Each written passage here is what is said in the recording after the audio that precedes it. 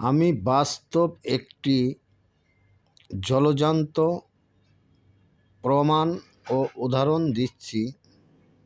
এটা আপনারা যদি বুঝেন, প্রতিটি নাগরিক, প্রতিটি মানুষ যারা ইউটিউব বা ফেসবুক চালান, প্রত্যেকটি মানুষ এটা বিবেক বিবেচনা করে যদি ভিডিওটি ভালো লাগে তাহলে একটু লাইক বা সাবস্ক্রাইব বা শেয়ার করিবেন।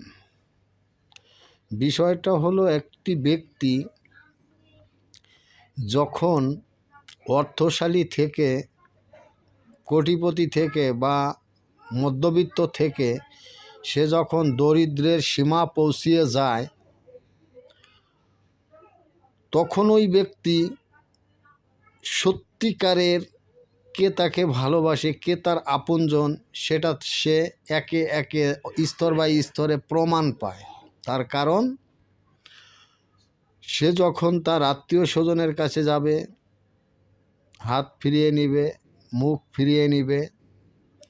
সে যখন তার রক্তের ভাই বোনদের কাছে যাবে, তখন তারাও তার থেকে চোখ ফিরিয়ে নিবে, হাত ফিরিয়ে নিবে, মুখ ফিরিয়ে নিবে।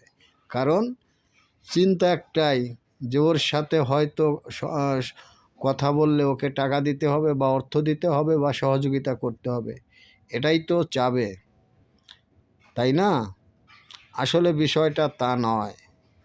মানুষকে চিনতে হলে, তার সব কিছুকে অবজার্ভ করতে হইলে তাকে অর্থ দিয়ে বিবেচনা করা যাবে না।